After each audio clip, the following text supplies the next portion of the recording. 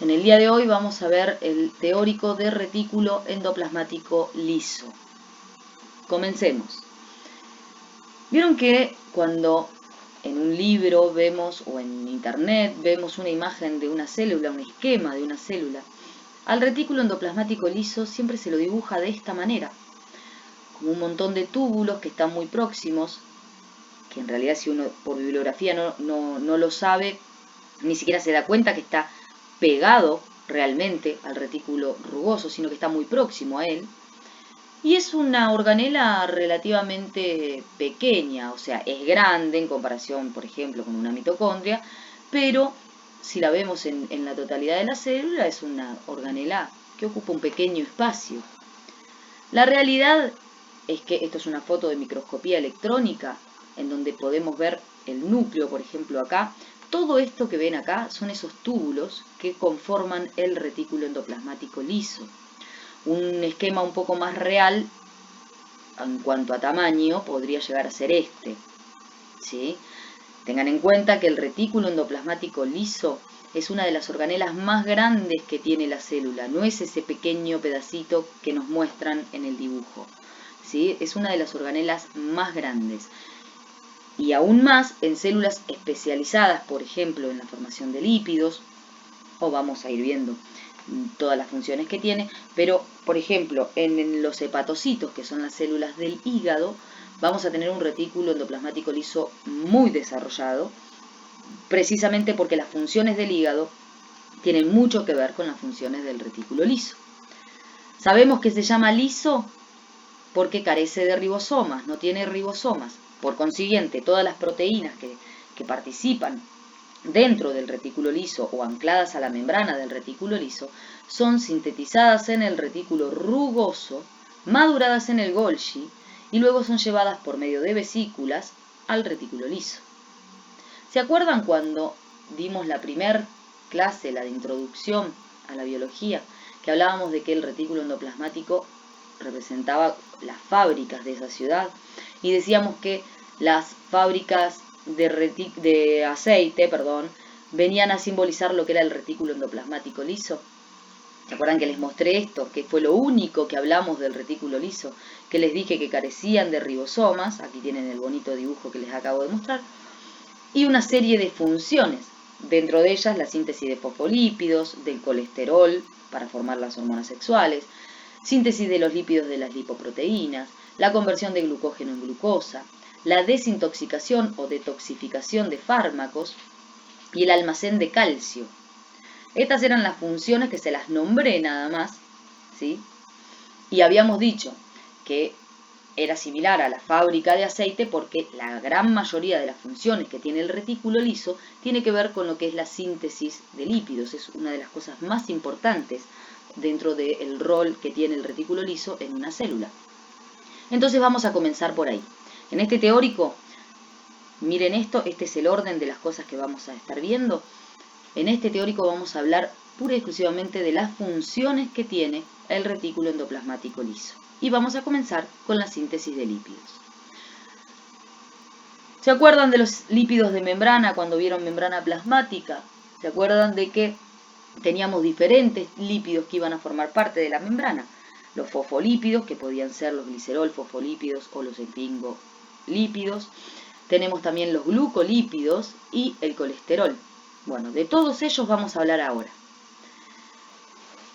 Cuando hablamos de lípidos sabemos que estamos hablando de moléculas que son hidrofóbicas, o sea que no les gusta el agua. Por consiguiente, su síntesis no puede ser en el citosol, que el citosol recuerden que es un ambiente acuoso. Y es por eso que la síntesis se lleva a cabo en las membranas del retículo liso. ¿Sí? Debido a su naturaleza, la naturaleza de estas moléculas, es que no se pueden hacer estos lípidos en el citosol y se necesita de las membranas del retículo liso. Vamos a comenzar con la síntesis de fosfolípidos. Acá tienen un esquemita medio así como 3D de lo que es un fosfolípido. Acá lo pueden ver un poquito más químico, en donde se ven los elementos. Pero esto ya ustedes lo vieron y lo saben cómo está compuesto un fosfolípido. De todas maneras lo vamos a repasar un poquito.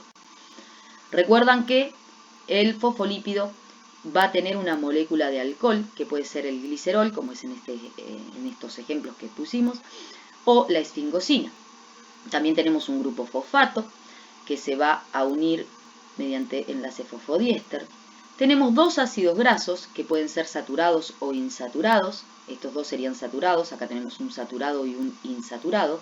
¿Se acuerdan que este quiebre que tiene la patita es porque ahí hay un doble enlace?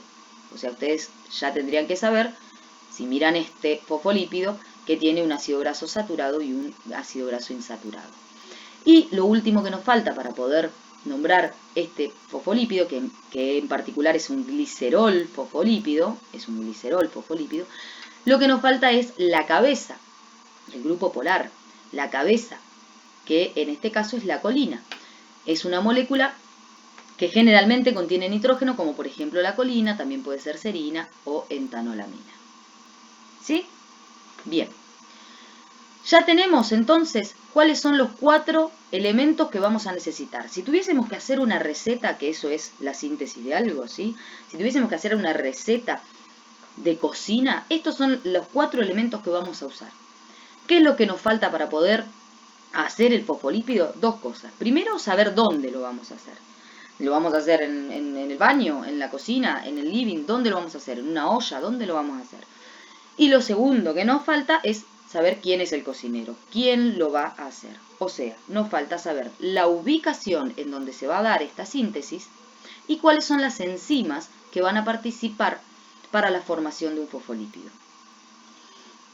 Acá, en este esquema, bastante simplón, lo que vemos es la membrana, la doble membrana, del retículo endoplasmático liso, en donde acá tendríamos la cara citosólica y acá el interior del retículo liso.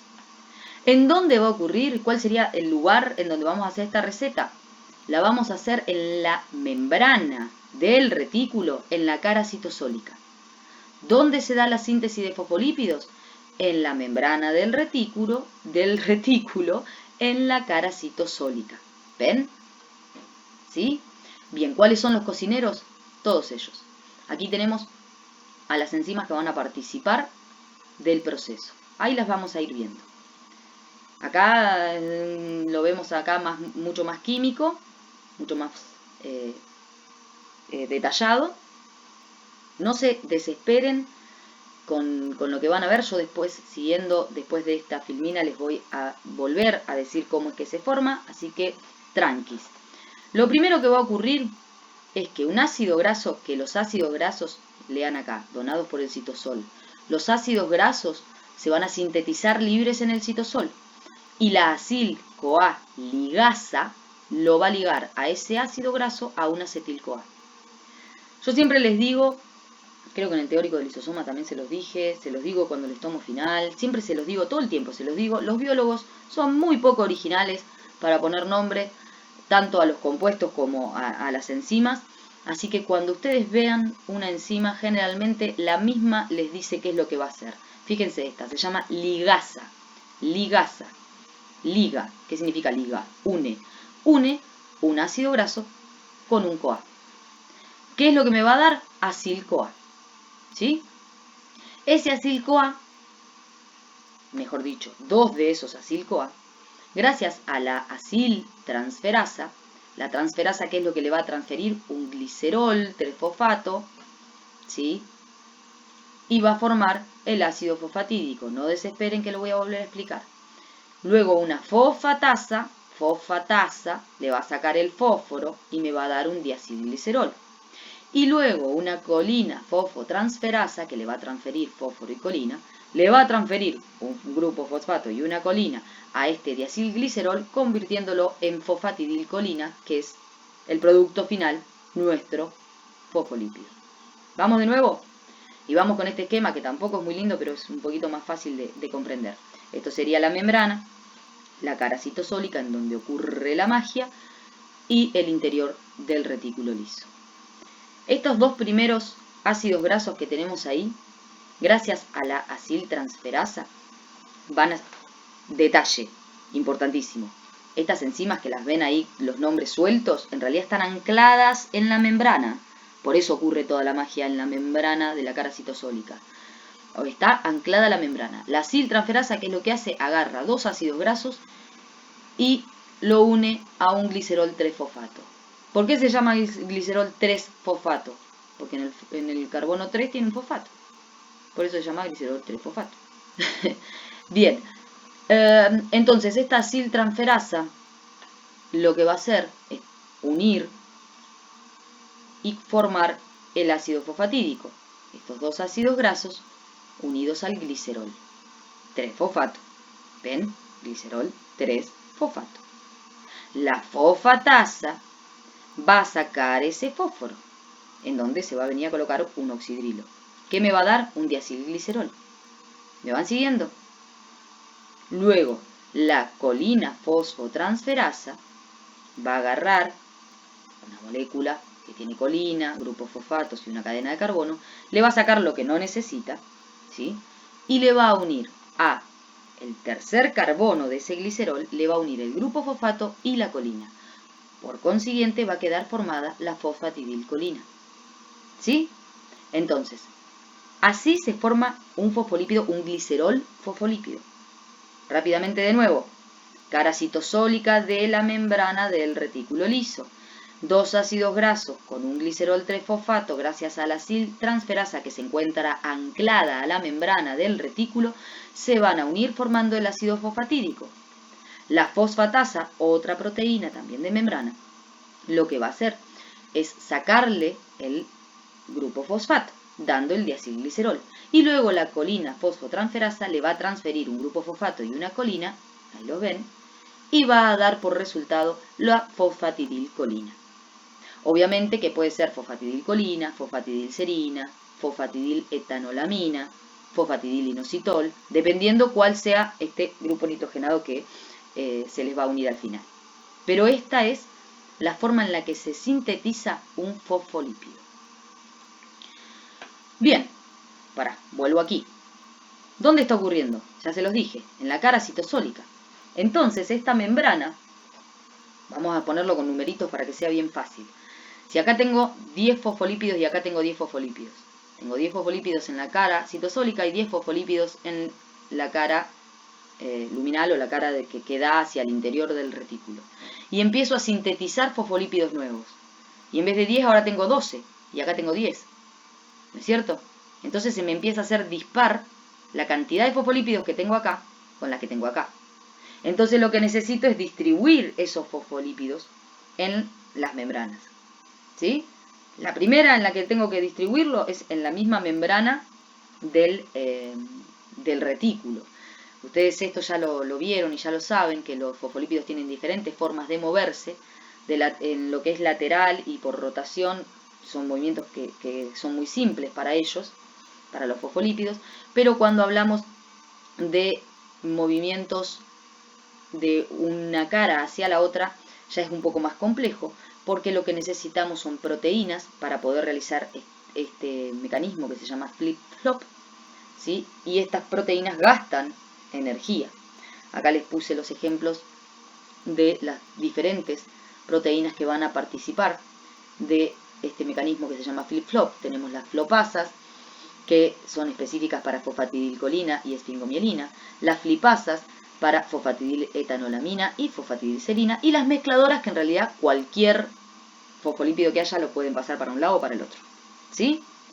Entonces, dentro de la misma membrana del retículo liso, vamos a tener ese equilibrio en cantidad de fosfolípidos gracias fundamentalmente a el mecanismo de flip-flop. Pero estos fosfolípidos que estoy formando no siempre van a quedar en el retículo liso. No tendría lógica que queden solamente en el retículo liso. También necesito mandarlos a otros lados, como por ejemplo a la membrana plasmática o al retículo rugoso. ¿Y cómo lo hago? ¿Cómo lo hago? ¿Cómo lo hace el retículo? ¿Cómo lo hace? Por medio de vesículas. El transporte puede ser por medio de vesículas. Y esto ya ustedes lo tienen sabido de otros teóricos, como es más o menos la formación de una vesícula, ¿sí? Esta gemación supongamos esto es el retículo liso que se acaba de generar nuevos fosfolípidos, lo que hace el retículo liso es hacer una gemación. Eso se fusiona y forma una vesícula, y esa vesícula se va a fusionar con el compartimento diana o con la estructura a la que le va a ceder los fosfolípidos, como por ejemplo la membrana plasmática, se va a fusionar y a formar parte de la misma, ¿sí? Esto ustedes ya lo han visto, más que nada lo han visto, esta imagen ya la tienen re sabida, la han visto en retículo rugoso, Golgi, ¿sí?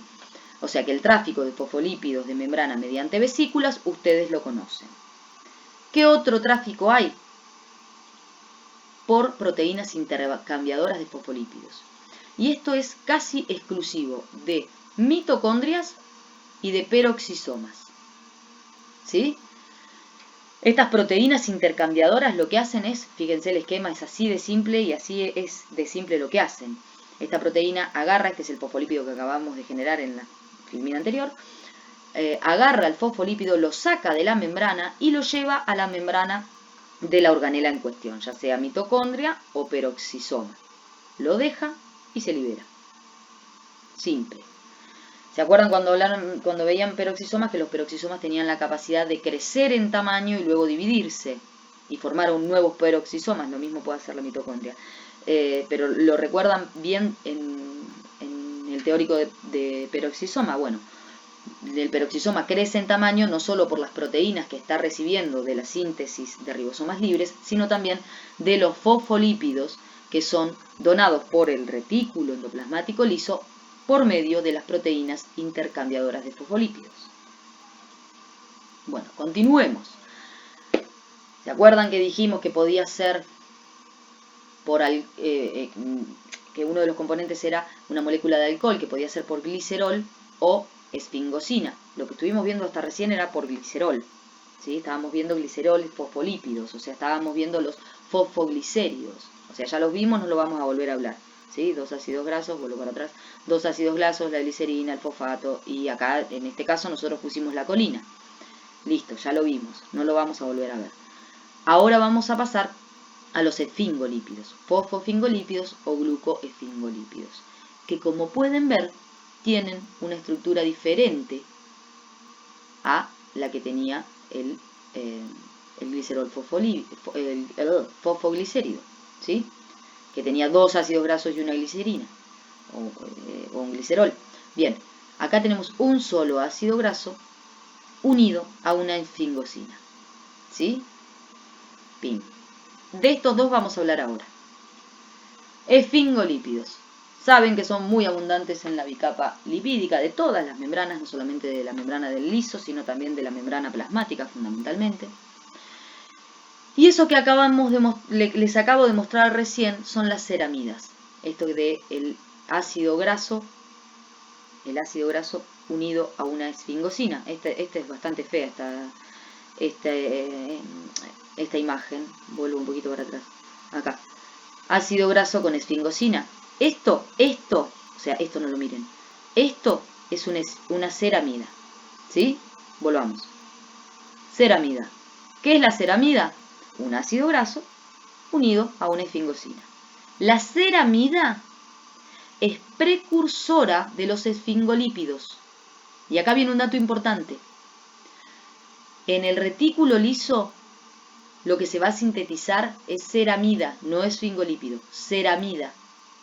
La base se va a sintetizar en el retículo liso, de una manera muy similar a la que vimos de la formación del fosfolípido. ¿Sí? También con proteínas ancladas en la membrana, en la cara citosólica de la membrana del retículo liso. Se va a sintetizar ceramida. Los esfingolípidos se van a dar en el Golgi. O sea, una vez que se sintetiza la ceramida en el retículo liso, este pasa al aparato de Golgi por la cara cis, ¿sí? Y puede seguir dos rutas. Puede seguir la ruta de lo que es un fosfolípido, una esfingomielina, ¿sí? En donde a esa ceramida se le va a unir un grupo fosfato más una colina y me va a dar una esfingomielina. O puede seguir la ruta de el gluco para formar glucoesfingolípidos, o sea que esa ceramida se va a unir a un monosacárido, por ejemplo la glucosa, y va a formar un glucoesfingolípido. Bueno, esto es un dato de color, esto no se va a evaluar, pero igual para que sepan que en 1884, cuando Johann, y ese apellido, fue el que descubrió a los esfingolípidos, cuando estaba tratando de descubrir cuál era el papel biológico que tenían los esfingolípidos, perdón, la moto que pasó, vio que era tan enigmático como la esfinge, y es por eso que se llaman esfingolípidos. Es un dato de color, pero bueno, para que sepan de dónde salió el nombre esfingolípido, acá fueron un poquito más originales, dónde salió el nombre esfingolípido, porque era tan enigmático como la esfinge. Bueno, continuemos con los lípidos. Vamos al colesterol. Ustedes saben que el colesterol, vuelvo ahora aquí, que el colesterol está conformado por 4 anillos. Esto se conoce como ciclopentano perhidrofenantreno. Se los voy a preguntar, ciclopentano perhidrofenantreno. Con esa velocidad lo quiero, ciclopentano perhidrofenantreno. Este es la base, el colesterol es la base para un montón de otros compuestos. El colesterol se da en el retículo liso, la síntesis, y sabemos que una de las funciones más importantes dentro de la célula que tiene el colesterol es esta que ustedes ya estudiaron y rindieron, que tiene que ver con lo que es la fluidez de la membrana. Cuanto más colesterol teníamos, ¿recuerdan? Cuanto más colesterol teníamos, menos fluida era la membrana y viceversa. ¿Sí? Bien. La mayor parte del colesterol que tenemos en el cuerpo no procede de la dieta, sino que lo fabricamos nosotros mismos. ¿En dónde lo fabricamos? Lo fabricamos en la membrana del retículo liso de los hepatocitos, fundamentalmente. No es en el único lugar, pero fundamentalmente en los hepatocitos. La ruta de síntesis del colesterol es una de las más complejas, ¿sí? Tiene muchos pasos, muchas enzimas, pero ustedes ya tienen la capacidad para poder estudiarlo, así que vamos a ver la síntesis del colesterol. ¿Cómo arranca el colesterol? La síntesis arranca con una proteína que se encuentra anclada en la membrana del retículo liso que se llama HMG-CoA reductasa o HMGR, que vendría a ser esta. ¿Sí? Así arranca. ¿Cómo sigue? Así. Y ahí tienen el colesterol. Obviamente no vamos a pretender que nos expliquen la síntesis del colesterol porque es muy compleja, pero sepan que se da en el retículo liso, sepan que se da con este inicio, con esta enzima que está anclada en la membrana, ¿sí? Y sí les vamos a pedir que sepan dónde se da, dónde se hace, y ahora lo van a entender mucho mejor cuando vean el esquemita de lo que es una gota de lípido o gota de grasa, también se llaman así, también se conocieron como liposomas, cuerpos grasos, esferosomas. Estas gotas de lípidos están en todas las células, fundamentalmente en los adipocitos.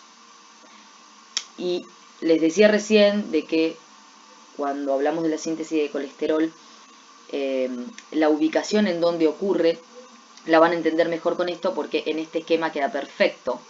Miren acá, ¿en dónde es que se forma el colesterol? El colesterol, si bien se inicia con una proteína que se encuentra anclada en la membrana, todo el resto de la síntesis, todo esto va a ocurrir entre medio de las dos capas de la membrana, ¿sí? Del retículo liso. Esto que es la gota de grasa, ¿sí? Que fundamentalmente se da en adipocitos, miren cómo se forman. Comienza a sintetizarse, puede ser colesterol o triacilglicéridos, que también se sintetizan de una forma similar dentro de una forma similar me refiero a la ubicación dentro de las membranas del retículo. Se comienza a acumular esos ácidos grasos, se comienzan a acumular, entonces se genera esta evaginación. Fíjense que la evaginación no se da en las dos membranas, sino en una sola, en las dos capas me refiero a de la membrana, sino en una sola. Luego se fusiona y forma lo que es la gota de lípidos. Perdón. Esta gota de lípidos, fíjense, es la única vesícula que se encuentra dentro de la célula. Dentro de la célula es la única vesícula que está compuesta por una sola membrana. Dado a que, obviamente, el contenido que tiene es lipídico, entonces no necesitamos cabecitas polares dentro. ¿Se entiende? No necesitamos que sea una doble membrana porque lo que está dentro es todo lípido. ¿Sí? Estas gotas de lípido o gotas de grasa, ¿sí?, van a tener varias funciones. Una de las más importantes es la de obtención de energía, o sea, lo que es reserva. Por eso es que son tan importantes en el tejido adiposo, en los adipocitos, que son las células del tejido adiposo. ¿Sí? Otra función también del tejido adiposo, es esta última que tienen puesta acá, es aislante térmico. La grasa sirve como aislante térmico, ¿sí? El acumular grasa no solamente es para la obtención de energía, sino como aislante térmico. Estas gotas de grasa se van a dar en todas las células, ¿sí? Se pueden dar en todas las células. Fundamentalmente en adipocitos, que es fundamental porque el adipocito es para acumular ácidos grasos, pero también se puede dar en los hepatocitos, ¿sí? Se pueden empezar a acumular esas gotas de lípidos en los hepatocitos. Una de las funciones importantísimas que tiene las gotas de lípidos es esta que vemos acá en el medio, que es evitar la lipotoxicidad. ¿Se acuerdan que yo les dije de que los ácidos grasos, cuando estábamos por empezar a formar los fosfolípidos, los ácidos grasos se sintetizaban en el citosol? Bueno, imagínense que hay un montón de ácidos grasos sintetizados en el citosol. Si esos ácidos grasos quedan ahí dispersos y se siguen sintetizando, comienzan a ser tóxicos. Eso es lo que se conoce como lipotoxicidad. Comienzan a ser tóxicos y las organelas empiezan a fallar y la célula empieza a fallar y la célula puede terminar muriendo. Entonces, una de las funciones importantes que tienen estas gotas de lípidos es la de secuestrar esos ácidos grasos, y por eso es que van creciendo en tamaño, secuestrar esos ácidos grasos, ¿sí?, para evitar la lipotoxicidad. Sigamos. Vuelvo un poquito para atrás. ¿Recuerdan que recién les dije que dentro de la célula era el único tipo de vesículas que iban a encontrar con una sola membrana? Y les aclaré, dentro de la célula. ¿Por qué? Porque hay otras vesículas que también tienen una sola membrana, ¿sí?, que son las lipoproteínas, que son complejos macromoleculares compuestos por proteínas, que son las apoproteínas, o apolipoproteínas, que así también la pueden encontrar en diferentes bibliografías, fosfolípidos, y adentro llevan, fíjense que en este dibujito tienen letras T y letras C, llevan triacilglicéridos y colesterol. Son la forma en la que los lípidos pueden circular en la sangre, ¿sí? Las lipoproteínas. Pero ojo, porque no se sintetizan en el retículo liso, se sintetizan en el retículo rugoso. Estas proteínas en realidad son del retículo rugoso. O sea que, vuelvo para atrás, allá, esto, para las lipoproteínas, ocurre en la membrana del retículo rugoso, ¿sí?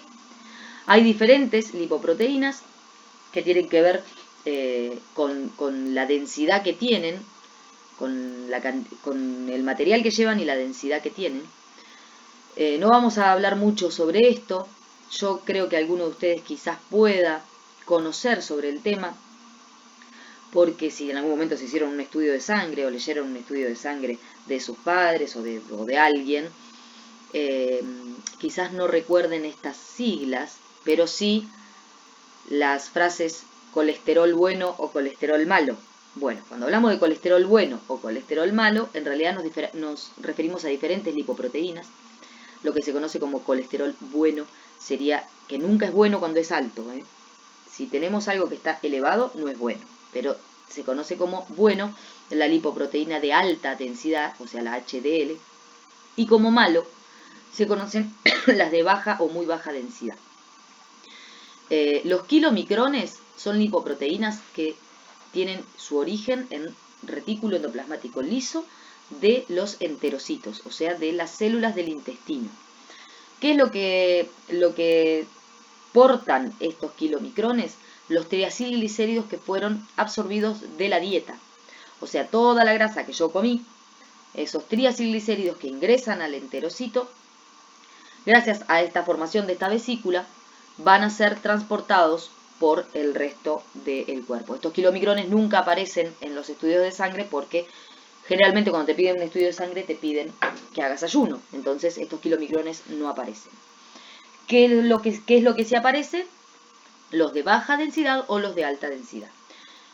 A muy grandes rasgos, los de baja densidad son lipoproteínas que se generan en el hígado, en hepatocitos, y que van a ir a llevar grasa al resto del cuerpo. ¿Sí? Comí mucha grasa, el hígado, entre lo que sintetiza y lo que está recibiendo se va derechito a los hepatocitos, a los adipocitos. Entonces, cuando la grasa va, los ácidos grasos, estos triacilglicéridos, van desde el hepatocito hacia el adipocito, son las VLDL o LDL, las lipoproteínas de baja densidad. Por eso se conoce como colesterol malo, porque me estoy mandando más grasa, ¿sí?, a mis adipocitos. En cambio, las lipoproteínas de alta densidad, las HDL, hacen el camino inverso, o sea, del adipocito a el hepatocito. O sea, luego de una lipomovilización, después de un ayuno prolongado, por ejemplo, cuando ya se agotan las reservas de glucógeno, tema que vamos a hablar ahora, cuando se agotan las reservas de glucógeno se comienza lo que es la lipomovilización, en donde esos triacilglicéridos tienen que ir hacia el hígado para que sean, para que sean utilizados como energía. Entonces, ¿cómo viajan desde el adipocito hacia el hepatocito? Mediante lipoproteínas, en específico las de alta densidad. ¿Sí? Entonces, lo importante de este punto en particular, de las lipoproteínas, que ustedes tienen que saber, es que el retículo endoplasmático liso participa en la síntesis de los lípidos de las lipoproteínas. La vesícula esta no es formada en el retículo liso, sino en el rugoso, pero el contenido sí es, en su mayoría, sintetizado, obviamente salvo los kilomicrones, sintetizados en el retículo liso. Continuemos. ¿Se acuerdan hoy que les decía de que el colesterol, que es sintetizado en el retículo liso, también se sintetiza colesterol en el peroxisoma, pero fundamentalmente en el liso? El colesterol es base para un montón de otras moléculas. Bueno, una de las moléculas más importantes de las cuales es base el colesterol es las hormonas esteroideas, como la testosterona, la aldosterona, la progesterona, ¿sí? Otra vez volvemos a encontrarnos con que es una función que está ligada al retículo liso, pero que no se da en el retículo liso, sino que se da en la mitocondria. O sea, el retículo liso genera el colesterol y se lo cede a la mitocondria para que la mitocondria forme alguno de los compuestos, como el estradiol, la progesterona, algunos de estas hormonas esteroideas, ¿sí? Entonces, acá pueden ver, y hoy se acuerdan con las proteínas intercambiadoras de fosfolípidos, bueno, pueden ver una relación entre el retículo liso y la mitocondria. Lo mismo entre el peroxisoma y la mitocondria, o sea, entre los que sintetizan colesterol y los que sintetizan las hormonas esteroideas. ¿Sí? Bueno, última cosa que hablamos de lípidos, que es lo más largo de todo el teórico. Después van a ver que va mucho más rápido. La última cosa que vamos a hablar son los dominios laterales. Estos dominios laterales son asociaciones entre colesterol y esfingolípidos. ¿Sí? Sabemos que el colesterol se sintetiza en el retículo liso, el esfingolípido se va en realidad a sintetizar solamente la ceramida, el resto es en Golgi, pero son dos moléculas que son sintetizadas por el retículo liso que cuando en cualquier membrana plasmática, la membrana del retículo liso, la del rugoso, se van a asociar en ciertos lugares el esfingolípido y el colesterol, se van a asociar y van a formar lo que se conoce como balsas. ¿Sí? O sea, tenemos una membrana, la vamos a mirar de arriba, tenemos una membrana plasmática en donde hay un montón de proteínas, un montón de cabecitas de fosfolípidos. ¿Sí? Bien. Estos fosfolípidos están como distribuidos de una forma azarosa, ¿no? Aparentemente. Están distribuidos los diferentes fosfolípidos por toda la membrana. De repente los científicos empezaron a ver de que había agrupamientos de esfingolípidos y que se encontraban como muy fijos, o no tan fluidos, mejor dicho, no tan fluidos como el resto de los fosfolípidos. ¿Sí? Por eso es que se le puso el nombre de balsa, porque se empezaron a ver en microscopía electrónica, empezaron a ver de que había ciertos sectores, ¿sí? Que era evidente que eran diferentes al resto, y que tenían mucho menos fluidez, es como si fuese un océano y hay una balsa arriba, ¿sí? Tenían mucho menos fluidez, y que esas balsas, generalmente tenían algunas proteínas asociadas. Y con esto, con las balsas, descubrieron de que esa fluidez de membrana, que no solamente, o sea, cuando hablamos de fluidez siempre pensamos en fosfolípidos, el colesterol. Bueno, vale aclarar que estos esfingolípidos estaban como menos fluidos o más quietitos porque estaban asociados al colesterol. ¿Se acuerdan que el colesterol, a mayor cantidad de colesterol, menos fluidez de membrana? ¿Sí? Bueno, esta fluidez de membrana generalmente todo lo que venían viendo hasta ahora estaba relacionado a los fosfolípidos. Pero ¿qué pasa con esas proteínas? Con las proteínas de la membrana, tanto las periféricas como las integrales. ¿Qué pasa con esas proteínas? ¿Andan por todo ese mar desparramadas y sin ningún orden? Obviamente que no. Habrá momentos en los que sí, pero obviamente que no, que todo tiene un orden y una lógica en una célula. Estas balsas, que los científicos empiezan a ver que ciertas proteínas quedaban como mucho tiempo dentro de esas balsas. Estas balsas lo que hacen es controlar el movimiento de las proteínas de membrana. Entonces, por ejemplo, una proteína que sirve para la señalización, ¿sí? La célula necesita que se quede en algún lugar en particular y lo hace mediante estas balsas, o sea, esta asociación de colesterol con esfingolípidos. No sé si fui confusa, ahora lo vamos a ver de nuevo igual. ¿Sí? O sea, las balsas, estos dominios laterales, que así se denominan, que son asociaciones de colesterol y esfingolípido, lo que hacen es controlar el movimiento de proteínas de membrana. Y tenemos dos tipos diferentes de balsas. Las balsas lipídicas planas, acá capaz que se pueden hacer más una idea, no es así como, es un dibujo esto, no es así como se va a ver en realidad, pero es para que se entienda. Esas balsas lipídicas planas son asociaciones entre esfingolípidos y colesterol que van a estar ayudadas por las flotinas, que son unas proteínas que van a participar en esto de la estabilidad de esa balsa, ¿sí? Y en esas balsas se van a encontrar proteínas generalmente relacionadas a la señalización, ¿sí? Y después la otra forma de dominio lateral son las balsas caveolares.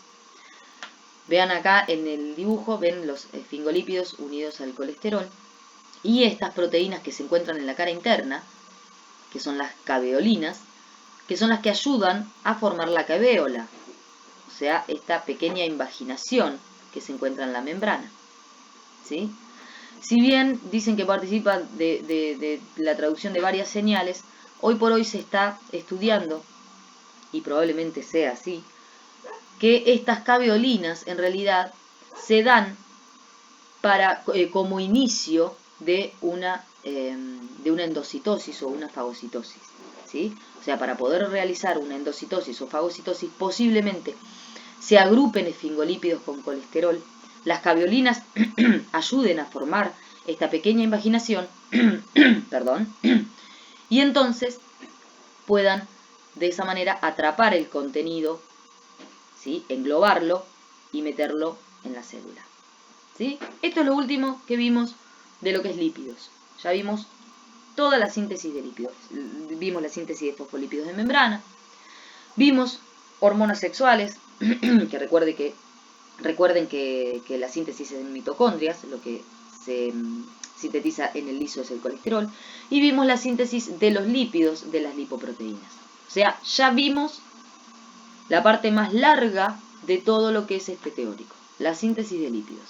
Vamos ahora a la conversión de glucógeno en glucosa, o mejor si la planteamos así, como el manejo de las reservas de glucosa. ¿Qué participación tiene el retículo liso en el manejo de reserva de glucosa? Ustedes saben seguramente, la forma de almacenar la glucosa es mediante el glucógeno, o sea, muchas glucosas, acá tiene un esquemita, muchas glucosas unidas forman lo que es el glucógeno. Generalmente se da, ¿en qué célula? La que venimos nombrando desde hoy, en los hepatocitos, en donde se almacena el glucógeno. El glucógeno es una fuente de reserva de energía, ¿sí? Cuando por algún motivo necesitamos energía, por ejemplo en un ayuno, no tenemos ingesta, por consiguiente no hay glucosa, necesitamos liberar glucosa de la que tenemos almacenada, ocurre lo que es la glucogenólisis, ¿sí? Glucogenólisis, la ruptura del glucógeno.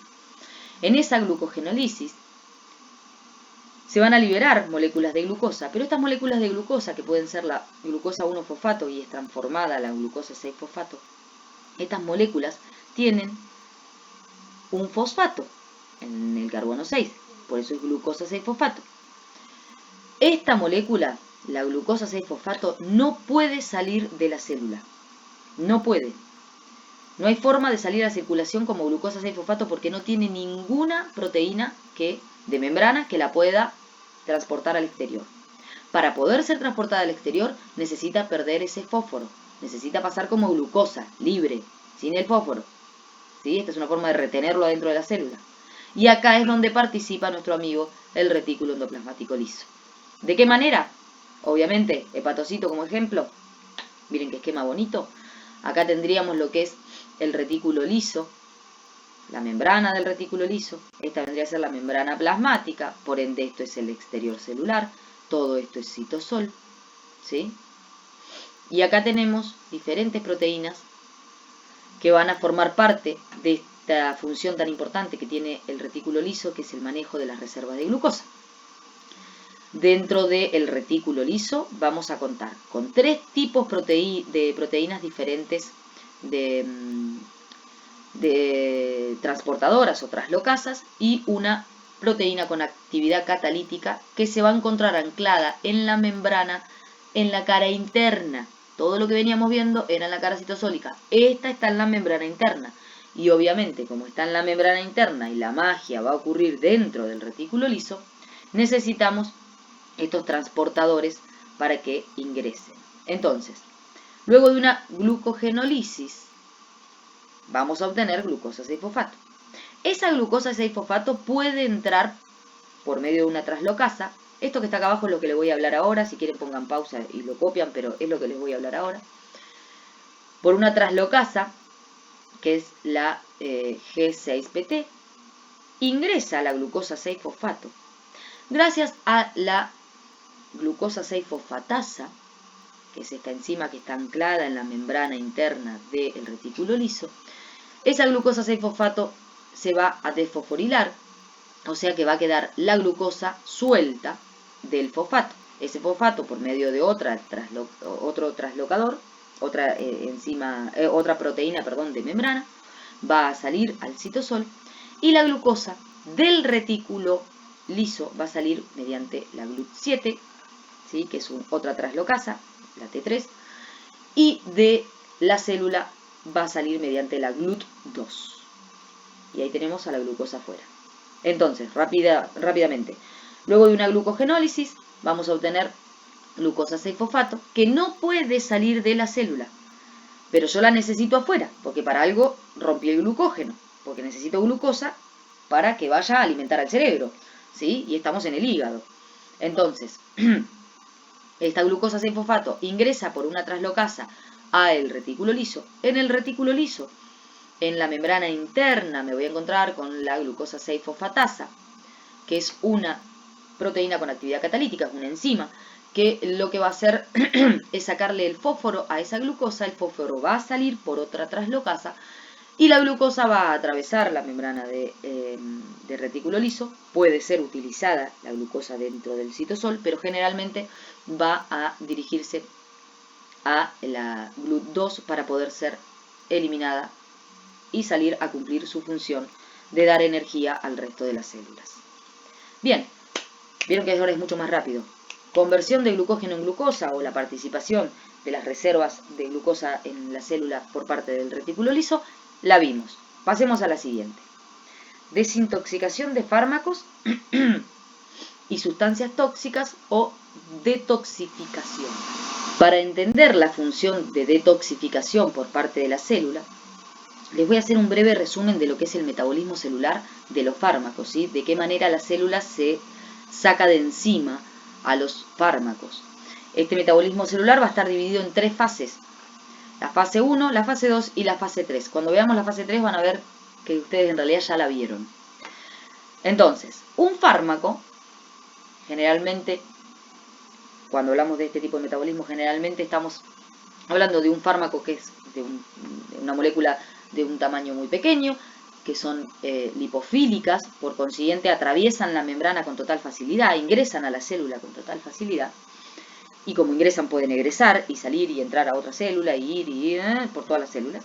¿Qué es lo que hace la célula cuando ingresa ese fármaco? Necesita hacerlo menos lipofílico, o mejor dicho, necesita hacerlo más hidrosoluble, ¿sí? Necesita que sea más hidrosoluble, porque cuanto más hidrosoluble sea el xenobiótico, ¿sí? Cuanto más hidrosoluble sea, más fácil es la eliminación primero de la célula y luego del organismo, ya sea por vía renal, biliar, ¿sí? Pero necesita hacerlo lo más hidrosoluble posible. Entonces, ¿qué es lo primero que hace? Fase 1. Esa fase 1 son reacciones que se dan de oxidación, de reducción o de hidrólisis, y van a estar dadas por diferentes proteínas, como por ejemplo lo que es el complejo citocromo P450 o la flavin-monoxigenasa. Son diferentes proteínas que van a realizar oxidación, reducción o hidrólisis. Esto es lo que sería la fase 1 del metabolismo del fármaco. Entonces este fármaco va a dejar de ser así como era y ahora va a ser un metabolito primario, ¿sí? Porque, por ejemplo, fue oxidado. Este fármaco fue oxidado, se convirtió en un metabolito primario. Ese metabolito primario puede ser eliminado y va a ser eliminado por la fase 3 del metabolismo, y acá es donde yo les decía que esto ustedes ya lo vieron, porque ustedes ya vieron la glicoproteína P, que lo vieron como los ABC transporter o la familia de las ABC cuando estuvieron viendo membrana plasmática. Son estas proteínas extrusoras, proteínas que se encuentran en la membrana plasmática y lo que hacen es sacar xenobióticos, o sea, sacar todo lo que es tóxico para afuera. Entonces, fase 1, oxidación, reducción o hidrólisis me da un metabolito primario, ¿sí? Que puede ser eliminado o puede necesitar otra fase más del metabolismo, que es la fase 2, que es de conjugación. Por ejemplo, estos son ejemplos, Por ejemplo, la glutatión S-transferasa son proteínas que se encuentran en citosol, que lo que hacen es conjugar este metabolito primario agregándole, por ejemplo, un glutatión, ¿sí? Entonces, al agregarle una molécula mucho más hidrosoluble, convierte en ese metabolito primario en un metabolito secundario que es mucho más hidrosoluble, que es inactivo y por consiguiente de fácil excreción, ¿sí? ¿Entendieron esto? No es importante que sepan todo esto. Esto ustedes ya lo vieron, pero estamos en retículo liso. Entonces, ¿qué de todo esto me importa?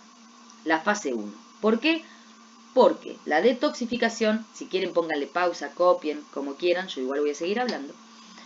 La detoxificación se va a dar gracias a proteínas como el complejo de citocromo P450, acá tienen un esquema, se llama complejo porque en realidad son más de una proteína que forman parte de lo que es el citocromo P450, o por la flavin-monoxigenasa, que son proteínas que se encuentran en la membrana del retículo liso. Entonces lo que es la fase 1 del metabolismo de un fármaco se va a dar de un fármaco o de un xenobiótico, o sea, no necesariamente tiene que ser un fármaco, algo que sea tóxico, algo que querramos sacar de la célula. Esa detoxificación se va a dar en la membrana del retículo liso gracias a este tipo de proteínas, ¿sí? Yo les nombré la citocromo y la flavin, pero en realidad hay un montón de proteínas, pero las más importantes son, como pueden ver aquí, las más importantes son la citocromo P450, la flavin-monoxigenasa. Luego seguirían hidrolasas, reductasas, peroxidasas, ¿sí? Pero son proteínas que se encuentran ancladas, atravesando la membrana del retículo liso y que van a realizar acciones de oxidación, reducción o hidrólisis para hacer de ese xenobiótico una molécula más hidrosoluble para que pueda ser eliminada. Entonces, la detoxificación en realidad está dada en la fase 1 de la detoxificación, se da en la membrana del retículo liso. Hay un montón de fármacos, o como por ejemplo los barbitúricos o también el alcohol, que solamente necesitan de la fase 1, ¿sí? O sea que solamente van a ser sacados por la acción de estas proteínas del retículo. Y esto en realidad, si ustedes se lo ponen a pensar, ya lo sabían, porque cuántas veces habrán dicho en chiste o no, que después de haber tomado mucho alcohol el hígado les quedó mal. ¿Por qué? Porque en realidad el hígado es el órgano por excelencia de detoxificación. ¿Por qué? Porque tiene mucho retículo liso y el retículo liso es el que se encarga de realizar la detoxificación. Recuerden que el alcohol también, los peroxisomas también participan en la detoxificación del alcohol, pero fundamentalmente es el retículo liso. Entonces, ¿por qué hablamos de desintoxicación o detoxificación por parte del retículo? Porque el retículo en su membrana tiene proteínas que van a participar en lo que es la fase 1 del metabolismo de un xenobiótico, oxidando, reduciendo o hidrolizando ese xenobiótico para convertirlo en una molécula de más fácil excreción, ¿sí? Esto es lo que viene ahora, es lo último que les voy a hablar. Y de lo que les voy a hablar es de resistencia a los fármacos. Como verán, está súper resumido, este tema es amplísimo y lo van a seguir viendo a lo largo de la carrera, pero acá les traigo un pantallazo porque obviamente está relacionado con el retículo liso. Cuando hablamos de resistencia en veterinaria, generalmente estamos hablando de resistencia de bacterias a su antibiótico o de parásitos a su antiparasitario. Y está dado por el mal uso de los fármacos, ¿sí? Por una sobredosificación o una subdosificación, o porque no se mantiene el tratamiento en el tiempo, o porque se toma el antibiótico en cualquier situación. Y entonces, ¿qué es lo que sucede con estos microorganismos? Por ejemplo, con una bacteria. ¿Qué es lo que sucede? Comienza a aumentar su síntesis de estas proteínas detoxificantes. O lo que es aún peor, muta estas proteínas para que sean más eficientes, más eficaces, ¿sí? Entonces, ¿qué es lo que podemos ver? Miren esto, ¿qué es lo que podemos ver en resistencia a los fármacos? Que el retículo liso aumenta, siempre que hay la exposición a un xenobiótico, aumenta su superficie hasta 2 veces. O sea, duplica su tamaño cuando hay xenobióticos o metabolitos tóxicos. Si esto se mantiene en el tiempo, el retículo... ¿Y por qué aumenta el retículo liso su tamaño? Porque aumenta la cantidad de proteínas que tiene en su membrana, ¿sí? Para poder desintoxicar esa célula. Si esto se mantiene en el tiempo, este retículo liso en realidad queda aumentado de tamaño. La cantidad de proteínas detoxificantes que voy a tener va a ser mayor a la de una célula normal, ¿sí? Entonces, el gran problema que hay en lo que es resistencia a los fármacos es que esta respuesta que tiene el retículo liso de aumentar la cantidad que tiene en realidad la célula, de aumentar la cantidad de proteínas detoxificantes en el retículo liso, no es específica de un xenobiótico, de un metabolito, de un fármaco en específico, no es específica, ¿sí? Entonces, si aumenta esa síntesis de enzimas por parte del retículo, lo que se termina generando es una ineficacia en los tratamientos. ¿Por qué? Porque, supongamos, se hizo resistente, la X bacteria se hizo resistente a X antibiótico, pero en realidad no es específico de ese antibiótico, sino que se hizo resistente. Y así es como aparecen lo que se conocen como las infecciones intrahospitalarias, que son esas bacterias que generalmente se llaman intrahospitalarias porque generalmente la gente se enferma estando en el hospital, Son esas bacterias que son resistentes a todos los fármacos, que no hay con qué matarlas. ¿Y por qué se da? Se da por un mal uso de fármacos que lleva a una inducción enzimática, o sea, un aumento de la cantidad de enzimas, por consiguiente a un aumento del retículo liso. La célula se acostumbra a este tipo de metabolismo y entonces puede eliminar los fármacos antes de que el fármaco la mate. ¿Bien? Bárbaro. Terminamos con desintoxicación de fármacos. Pasemos a el último, ya casi terminamos, pasemos a la última de las funciones del retículo, que era la de almacén de iones de calcio. Bien, calcio. El calcio adentro de la célula sirve para un montón de cosas. Sirve para la diferenciación celular, para crecimiento, para la muerte celular. Ya lo van a ir viendo en otros temas también. El calcio es muy utilizado dentro de la célula. Y el retículo liso lo que hace es de almacén. ¿Qué hace? Guarda el calcio dentro del retículo y lo va dosificando a medida que la célula lo va necesitando. ¿Cómo entra el calcio tanto al retículo como a la célula en general? Puede entrar por canales de calcio o por bombas de calcio. Estas bombas de calcio, esto es lo importante de este tema, estas bombas de calcio que se llaman calmodulina son muy similares, ¿se acuerdan?, a las bombas de sodio y potasio. Bueno, el funcionamiento es muy similar. Van a necesitar de ATP, van a necesitar de energía, o sea que estamos hablando de que es transporte activo de membrana. Van a necesitar energía. ¿Y de qué manera funciona esta bomba? Bueno, tiene la calmodulina, que es esta proteína que ven acá, tiene 4 dominios muy similares, en donde tiene sitios de unión al calcio. Y cuando dos calcios se unen, van a cambiar la configuración, gracias obviamente al gasto de ATP, van a cambiar la configuración y de esa manera dejar salir el calcio.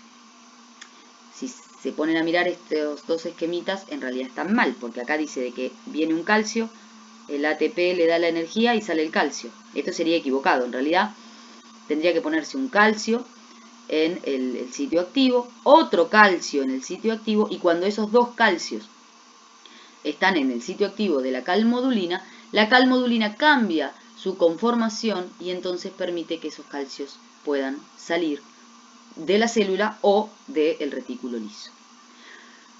Ya les dije, el calcio sirve para un montón de funciones, ¿sí? Para un montón de funciones, pero ¿cuál es una de las más importantes? Es la de contracción muscular, ¿sí? Y entonces acá nos vamos a encontrar, y con esto terminamos, acá nos vamos a encontrar con un retículo liso que es especializado, que se da solamente en músculo, que no se va a llamar retículo liso, se va a llamar retículo sarcoplásmico o sarcoplasmático, ¿sí? Que se encuentra en las fibras musculares, se encuentra en las células musculares. Y la función en la célula muscular, al fin podemos hablar de otra célula, veníamos todo hepatocito, y la función en la célula muscular es fundamentalmente la de almacén de calcio y la de la dosificación o liberación del calcio para poder dar este ciclo de contracción-relajación muscular propio de este tipo de tejidos, ¿sí? Entonces, dentro de la última función, que es la de almacén de calcio, tengan en cuenta que se dan todas las células, pero fundamentalmente en las células del músculo, y en estas células no se va a llamar retículo endoplasmático liso, sino retículo sarcoplásmico o sarcoplasmático. Bueno, chicos, eso es todo.